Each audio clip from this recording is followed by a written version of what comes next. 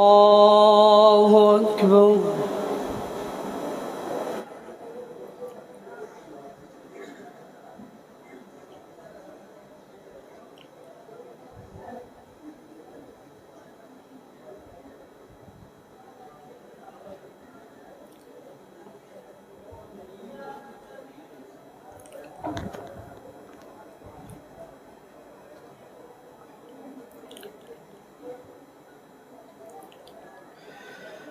الحمد لله رب العالمين الرحمن الرحيم مالك يوم الدين إياك نعبد وإياك نستعين اهدنا الصراط المستقيم صراط الذين أنعمت عليهم غير المغضوب عليهم ولا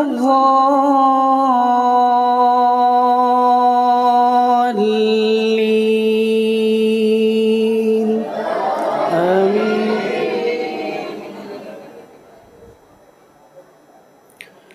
بسم الله الرحمن الرحيم حميم تنزيل الكتاب من الله العزيز الحكيم ما خلقنا السماوات والأرض وما بينهما إلا بالحق وأجل مسمى والذين كفروا عما أنذروا معرضون قل أرأيتم ما تدعون من دون الله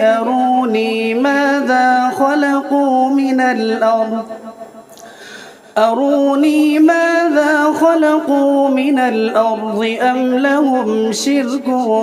في السماوات ائتوني بكتاب من قبل هذا أو أثارة من علم إن كنتم صادقين ومن أضل ممن يدعو من دون الله من لا يستجيب له إلى يوم القيامة وهم عن دعائهم غافلون وإذا حشر الناس كانوا لهم أعداء وكانوا بعبادتهم كافرين وإذا تتلى عليهم آياتنا بينات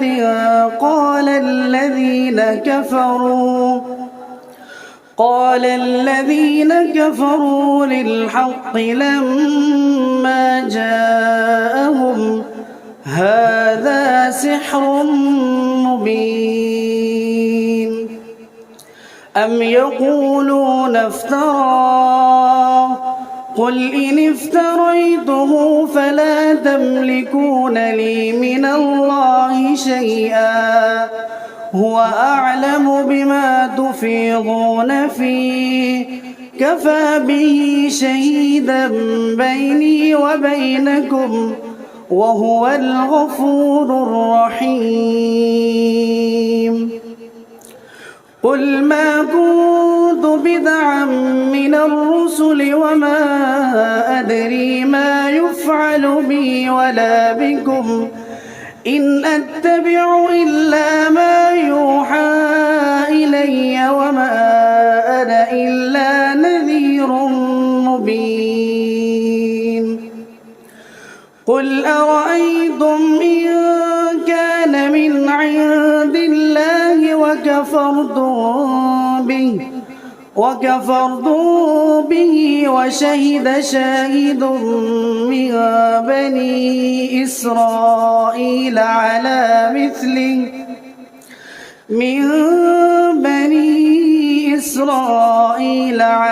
مثله فآمن واستكبرتم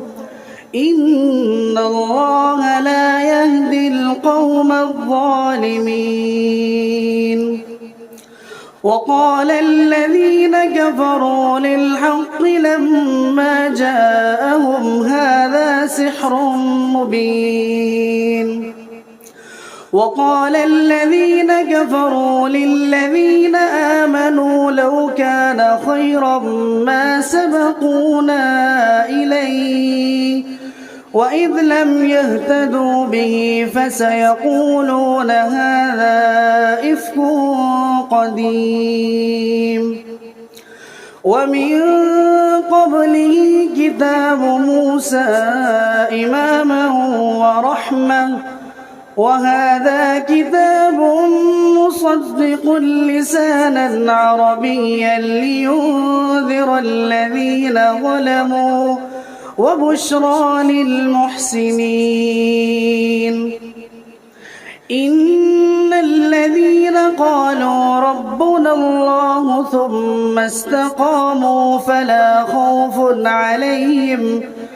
ثم استقاموا فلا خوف عليهم ولا هم يحزنون أولئك أصحاب الجنة خالدين فيها جزاء بما كانوا يعملون ووصينا الإنسان بوالديه إحسانا حملته أمه كرها ووضعته كرها وحمله وفصاله 30 شهرا حتى إذا بلغ أشده وبلغ 40 سنة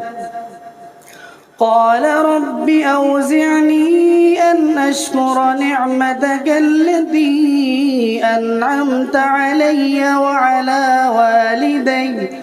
وعلى والدي وأن أعمل صالحا ترضاه وأصلح لي في ذريتي إني تبت إليك وإني من المسلمين أولئك الذين نتقبل عنهم أحسن ما عملوا ونتجاوز عن سيئاتهم في أصحاب الجنة وعد الصدق الذي كانوا يوعدون والذي قال لوالديه أف لكما أتعدانني أن أخرج وقد خلت القرون من قبلي وهما يستغيثان الله ويلك آمن إن وعد الله حق فيقول ما هذا إلا أساطير الأولين أولئك الذين حق عليهم القول في قد خلت من قبلهم من الجن والإنس إنهم كانوا خاسرين ولكل درجات مما عملوا وليوفيهم أعمالهم وهم لا يظلمون ويوم يعرض الذين كفروا على النار أذهبتم طيباتكم في حياتكم الدنيا واستمتعتم بها فاليوم تجزون عذاب الهون بما كنتم تستكبرون في الأرض بغير الحق وبما كنتم تفسقون.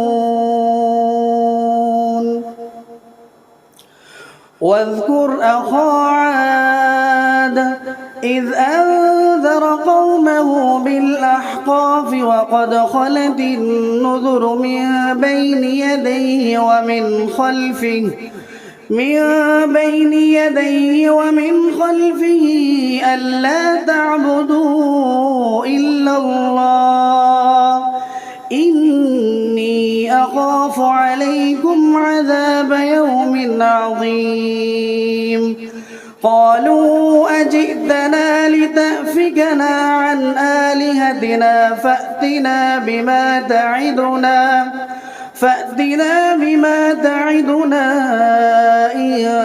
كنت من الصادقين. قال إنما العلم عند الله وأبلغكم ما أرسلت به ولكني أراكم قوما تجهلون. فلما رأوه عارضا مستقبل أوديتهم قالوا هذا عارض ممطرنا بل هو ما استعجلتم به ريح فيها عذاب أليم تدمر كل شيء بأمر ربها فأصبحوا لا يرى إلا مساكنهم كذلك نجزي القوم المجرمين. ولقد مكناهم في ماء مكناكم فيه وجعلنا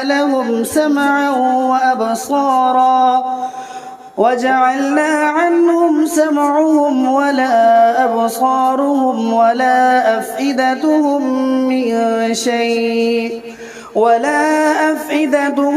من شيء إذ كانوا يجحدون بآيات الله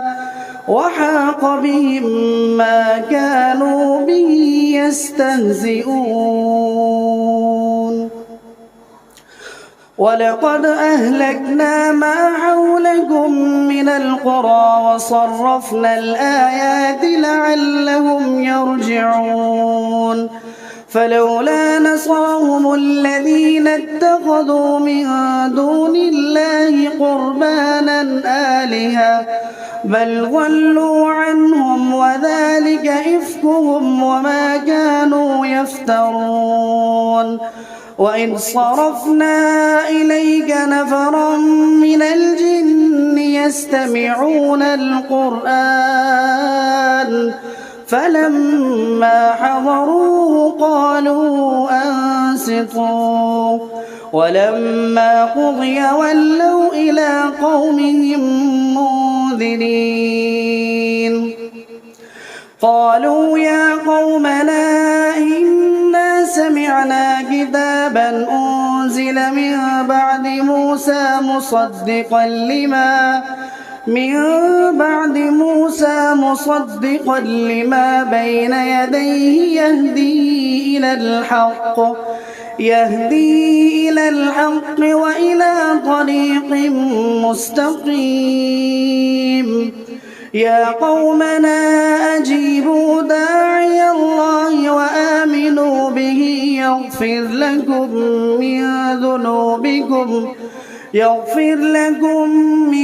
ذنوبكم ويجركم من عذاب أليم. ومن لا يجب داعي الله فليس بمعجز في الأرض وليس له من دونه أولياء أولئك مبين أولم يروا أن الله الذي خلق السماوات والأرض ولم يعي بخلقهن بقادر على أن يحيي الموتى بلى إنه على كل شيء قدير ويوم يعرض الذين كفروا على النار أليس هذا بالحق قالوا بلى وربنا قال فذوقوا العذاب بما كنتم تكفرون فاصبر كما صبر أولو العزم من الرسل ولا تستعجل لهم كأنهم يوم يرون ما يوعدون لم يلبثوا إلا ساعة من نهار بلاغ فهل يهلك إلا القوم الفاسقون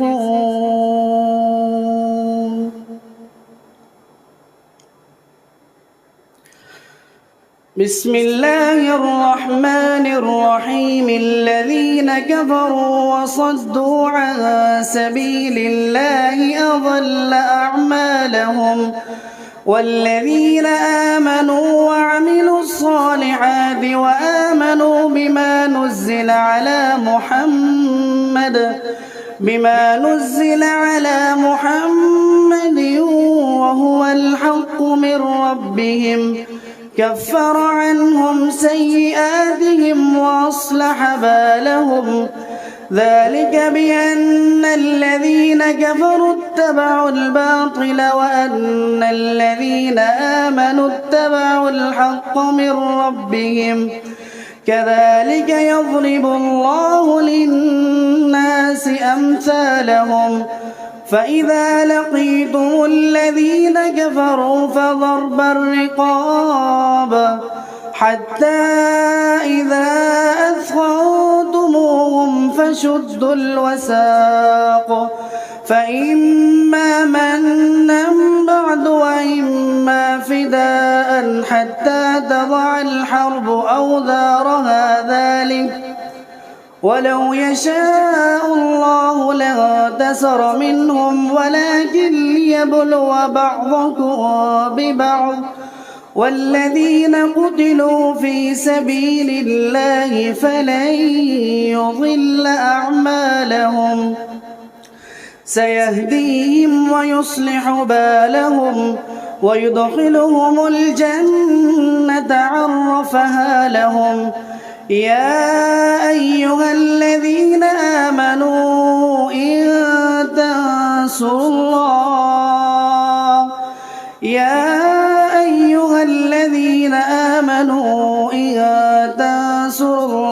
ينصركم ويثبت أقدامكم والذين كفروا فتعسا لهم وأضل أعمالهم ذلك بأنهم كرهوا ما أنزل الله فأحبط أعمالهم أفلم يسيروا في الأرض فينظروا كيف كان عاقبة الذين من قبلهم دمر الله عليهم وللكافرين أمثالها ذلك بأن الله مولى الذين آمنوا وأن الكافرين لا مولى لهم إن الله يدخل الذين آمنوا وعملوا الصالحات جنات تجري من تحتها الأنهار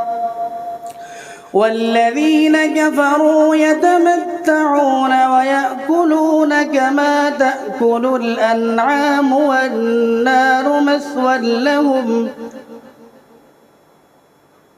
مثل الجنة التي وعد المتقون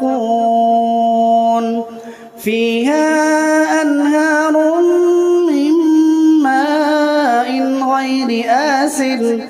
وأنهار من لبن لم يتغير طعمه وأنهار من خمر لذة للشاربين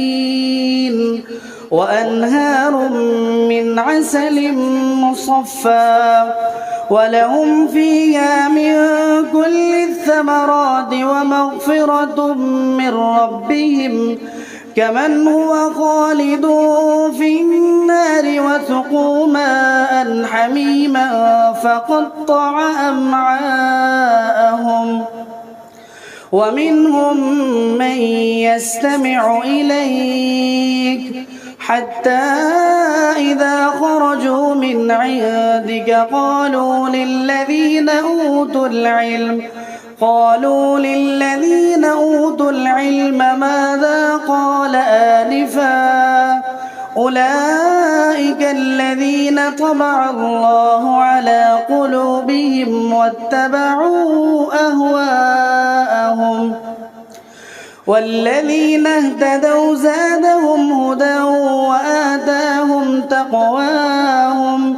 فهل ينظرون إلا الساعة أن تأتيهم بغتة فقد جاء أشراطها فأنى لهم إذا جاءتهم ذكراهم فاعلم أنه لا إله إلا الله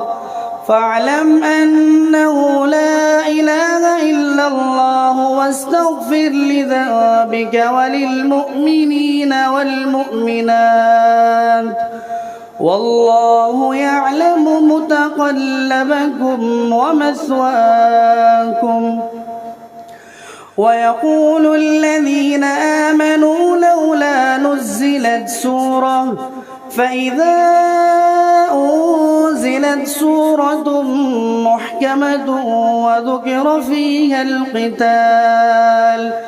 رأيت الذين في قلوبهم مرض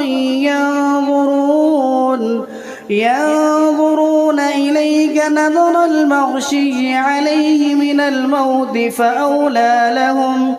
طاعة وقول معروف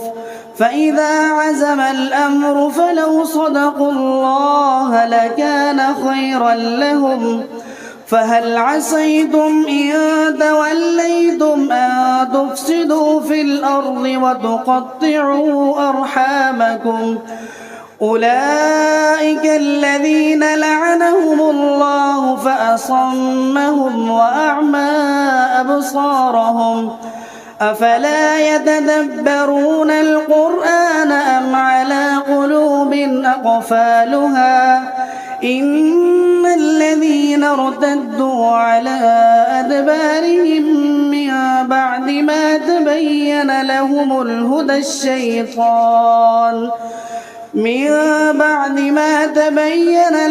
الهدى الشيطان سول لهم وأملى لهم ذلك بأنهم قالوا للذين كرهوا ما نزل الله سنطيعكم في بعض الأمر والله يعلم إسرارهم فكيف إذا توفتهم الملائكة يضربون وجوههم وأدبارهم ذلك بأنهم اتبعوا ما أسخط الله وكرهوا رضوانه فأحبط أعمالهم أم حسب الذين في قلوبهم مرض أن لن يخرج الله أضغانهم ولو نشاء لأريناكهم فلعرفتهم بسيماهم ولتعرفنهم في لحن القول والله يعلم أعمالكم ولنبلونكم حتى نعلم المجاهدين منكم والصابرين ونبلو أخباركم إن الذين كفروا وصدوا عن سبيل الله وشاقوا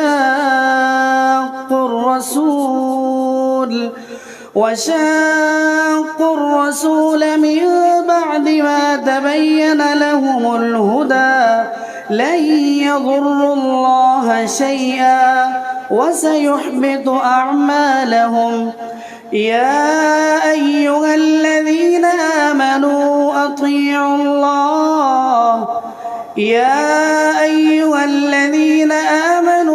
أطيعوا الله وأطيعوا الرسول ولا تبطلوا أعمالكم. إن الذين كفروا وصدوا عن سبيل الله ثم ماتوا وهم كفار فلن يغفر الله لهم. فلا تهنوا وتدعوا إلى السلم وأنتم الأعلون والله معكم ولن يتركم أعمالكم. إنما الحياة الدنيا لعب ولهو وإن تؤمنوا وتتقوا يؤتكم أجوركم ولا يسألكم أموالكم. إن يسألكموها فيحفكم تبخلوا ويخرج أضغانكم. ها أنتم هؤلاء تدعون لتنفقوا في سبيل الله فمنكم من يبخل ومن يبخل فإنما يبخل عن نفسه والله الغني وأنتم الفقراء وإن تتولوا يستبدل قوما غيركم ثم لا يكونوا أمثالكم.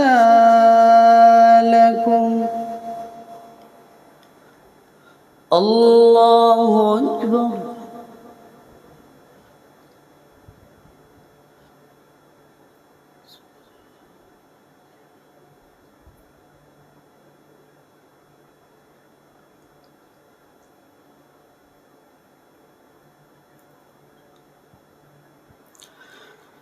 سمع الله لمن حمده.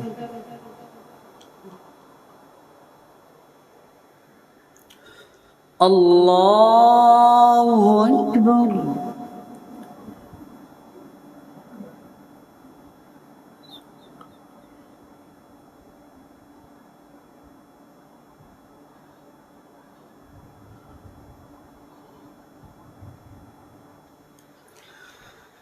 الله أكبر.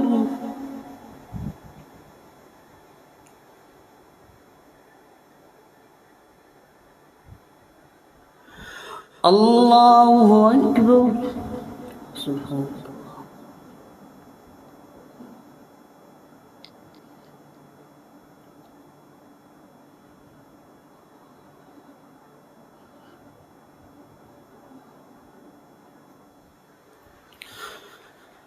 الله أكبر.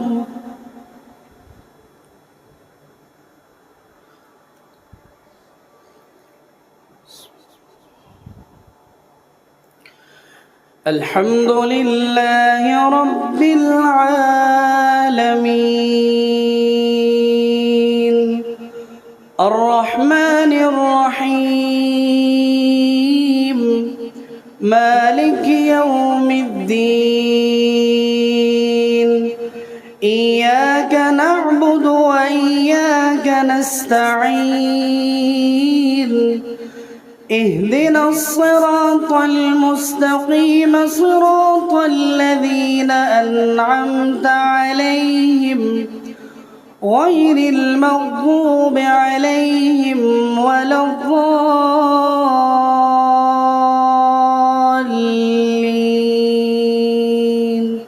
آمين.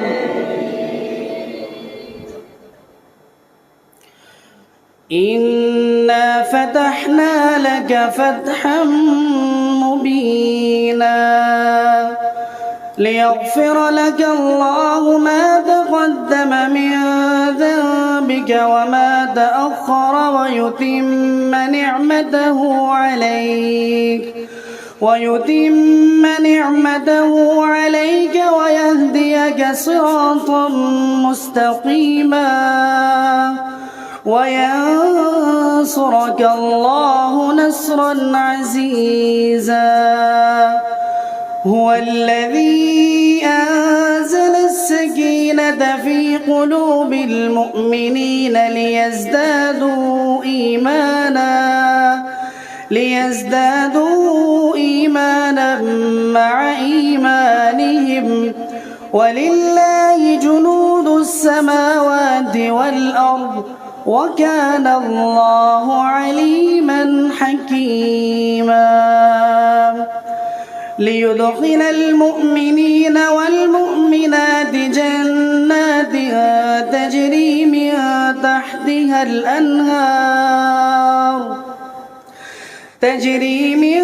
تحتها الأنهار خالدين فيها ويكفر عنهم سيئاتهم وكان ذلك عند الله فوزا عظيما. ويعذب المنافقين والمنافقات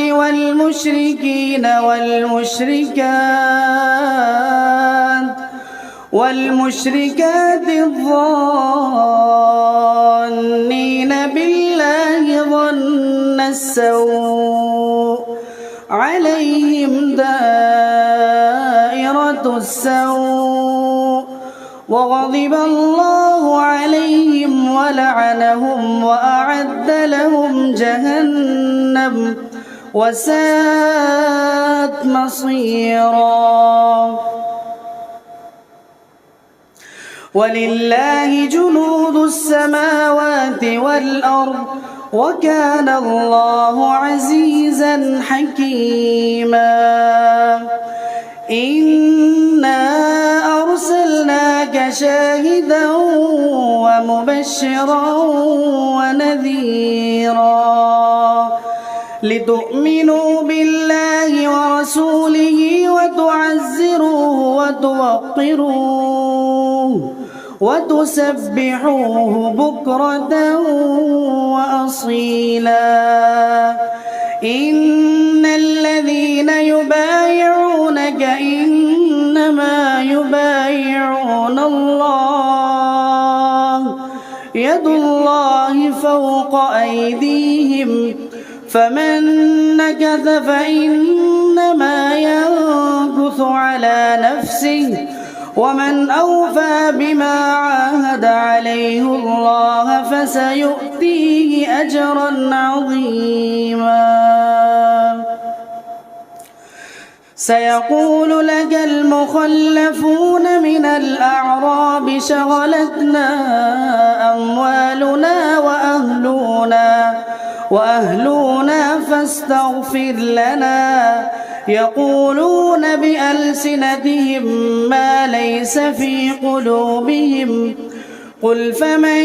يملك لكم من الله شيئا إن أراد بكم ضرا أو أراد بكم نفعا بل كان الله بما تعملون خبيرا. بل ظننتم أن لن ينقلب الرسول والمؤمنون إلى أهلهم أبدا وزين ذلك في قلوبكم وظننتم ظن السوء وكنتم قوما بورا. ومن لم يؤمن بالله ورسوله فإنا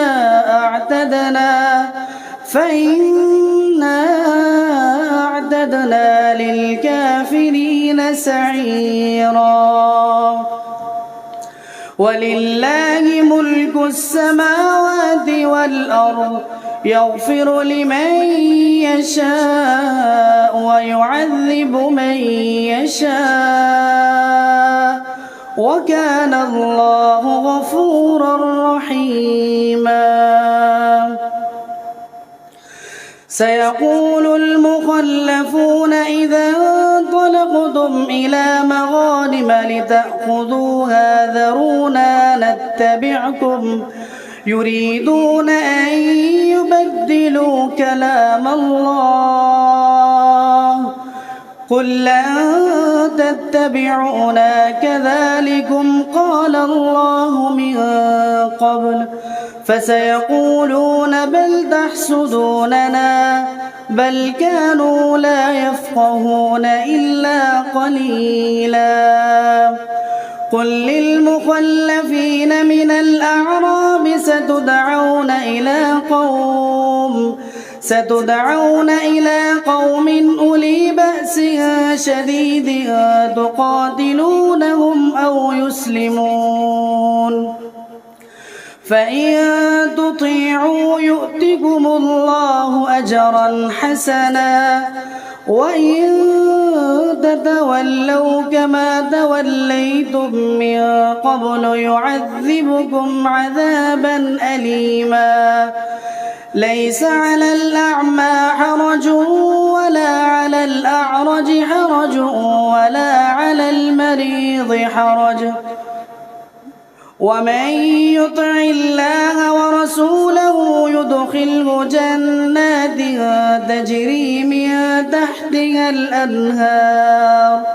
ومن يتول يعذبه عذابا أليما. لقد رضي الله عن المؤمنين إذ يبايعونك تحت الشجرة فعلم ما في قلوبهم فأنزل السكينة عليهم وأثابهم فتحا قريبا ومغانم كثيرة يأخذونها وكان الله عزيزا حكيما. وعدكم الله مغانم كثيرة تأخذونها فعجل لكم هذه وكف أيدي الناس عنكم ولتكون آية للمؤمنين ويهديكم صراطا مستقيما. وأخرى لم تقدروا عليها قد أحاط الله بها وكان الله على كل شيء قديرا. ولو قاتلكم الذين كفروا لولوا الأدبار ثم لا يجدون وليا ولا نصيرا. سنة الله التي قد خلت من قبل ولن تجد لسنة الله تبديلا. وهو الذي كف أيديهم عنكم وأيديكم عنهم ببطن مكة من بعد أن أظفركم عليهم وكان الله بما تعملون بصيرا. هم الذين كفروا وصدوكم عن المسجد الحرام والهدي معكوفا أن يبلغ محله ولولا رجال مؤمنون ونساء مؤمنات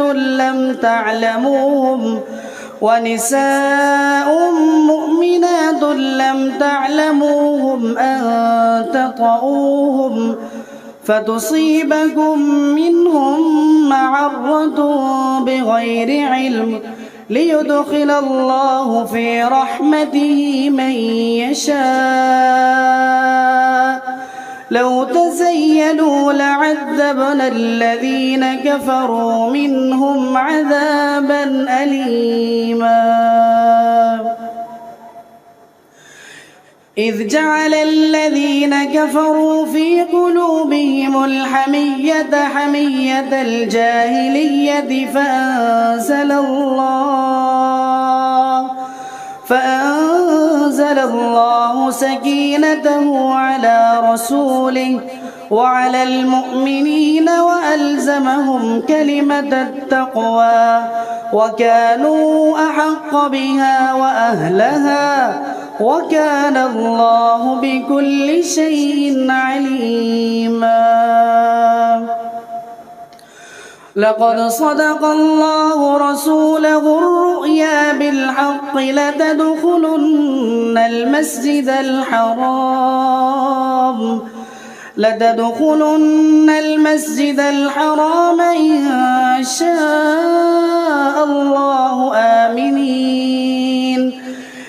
إن شاء الله آمنين محلقين رؤوسهم ومقصرين لا تخافون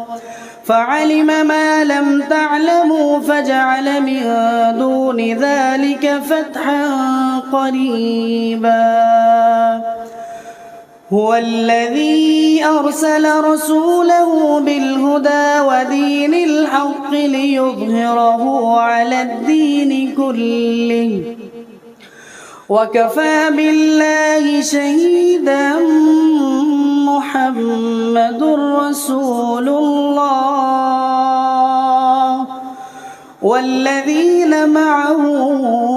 أشداء على الكفار رحماء بينهم تراهم ركعا سجدا يبتغون فضلا من الله ورضوانا سيماهم في وجوههم من أثر السجود ذلك مثلهم في التوراة ومثلهم في الإنجيل كزرع أخرج شطأه فآزره فاستغلظ فاستوى على سوقه يعجب الزراع ليغيظ بهم الكفار وعد الله الذين آمنوا وعملوا الصالحات منهم مغفرة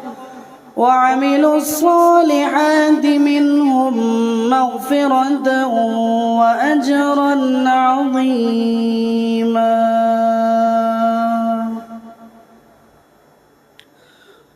الله أكبر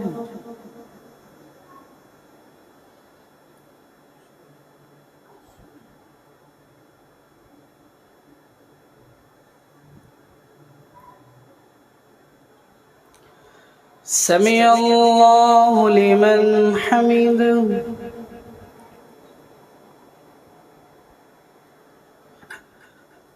الله أكبر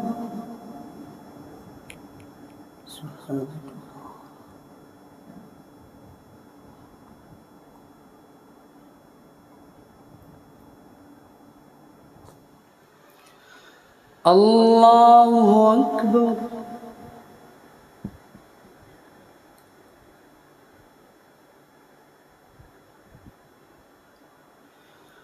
الله أكبر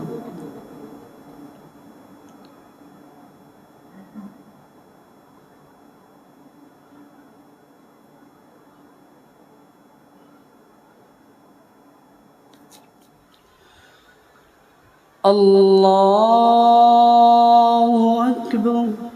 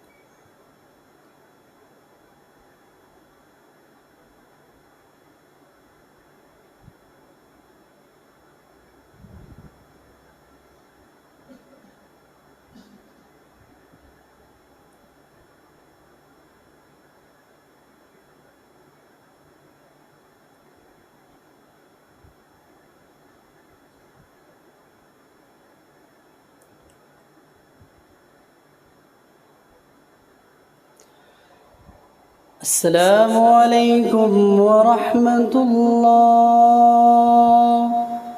السلام عليكم ورحمة